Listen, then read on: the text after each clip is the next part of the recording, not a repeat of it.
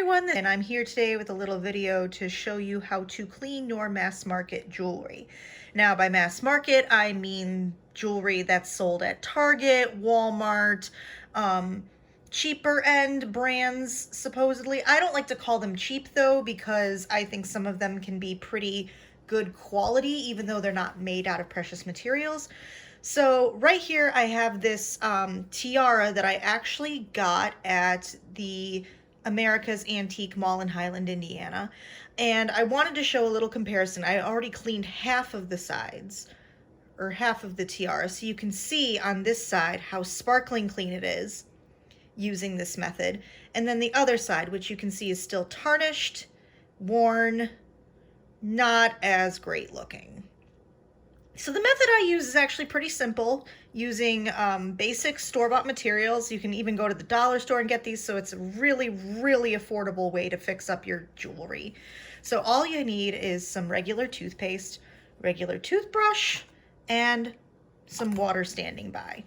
So what I like to do is I like to dip the toothbrush into the container, swish it around a little bit. I don't like to dunk the jewelry into the water because then it can sit underneath any rhinestones that may be hiding in the piece. I just squirt a little toothpaste on there, and then I get to scrubbing. You won't see anything at first just because you're trying to get all of the tarnish off, and it kind of turns the toothpaste a different color, so you might not notice right away if it's working or not. I promise you it does, guys. This also helps with the fact that a lot of secondhand jewelry or mass market jewelry, when it tarnishes, it gets that weird funky smell. Nobody likes to have that smell. So the toothpaste just kind of adds a little bit of a minty freshness to it. So just a little added bonus to cleaning with this method. And you just want to give it a good scrub. And the nice thing, you want to use a soft bristle toothbrush just because you don't want to accidentally pop out any stones. I will have another video on how to replace rhinestones in jewelry, but ugh, if you guys can see that, all yucky. It does take a little elbow grease sometimes, depending on how much the tarnish has built up, or if you need to get in the cracks.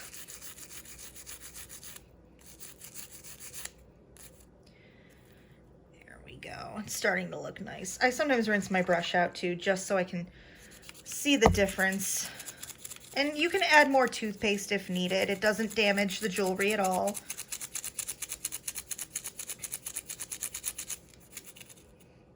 You especially want to get in those little combs there, at least for a tiara. You want to make sure you get in the cracks because that's where a lot of tarnish can build up.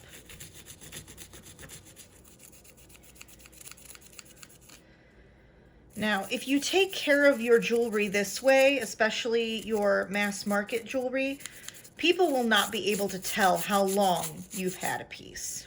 See, there are stones missing in this one, but as I said, I will use another video to show you guys how to search for, replace, and clean up other stones.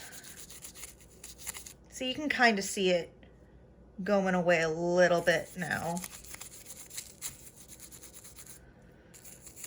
They do offer what they call fashion jewelry cleaner. I don't like to call it fashion jewelry just because fashion to me is an arbitrary term and it's very subjective as to what people find fashionable. So that's why I like to call it mass market jewelry as well. Yeah, sometimes you'll need to do a second go round on some of these just because there is such a buildup. I'll also be using pliers to straighten these combs out so it'll look good as new. Heather, we actually got matching ones because we decided it would be funny. We saw a pair of them, figured, hey, we each liked a different one. They were affordable, so why not? Because everybody needs a crown, right? All right, so it looks like we basically scrubbed this into oblivion here. And I'm back. So we're just going to use the towel to pat dry the jewelry that I just rinsed off all the toothpaste on, and wow, guys, look at that shine. Like, that's an immediate difference. And all it took was a little elbow grease. There's still going to be a little bit of wear just because it is an older piece. This has to be at least 10, 15 years old. It's very well made though for something that isn't, you know, precious metal or what some people like to call quality work. But look at that. That is just gorgeous. Now this piece only has a few missing stones. There's one right here, and then there's two bigger ones. So we have two Rivoli stones missing and one chaton. And chaton refers to pointed backs. But wow, look at that. There's no brand markings on this or anything, but see, this is what you can do to maintain your jewelry to make it last a little bit longer. And hopefully you guys found this video helpful. If you liked it, please comment, subscribe, forward it to your friends, all that fun stuff. And hopefully soon we'll have that rhinestone replacement video up and running, and I will hopefully put some before and after shots at the end of the video. So thank you for watching. Bye.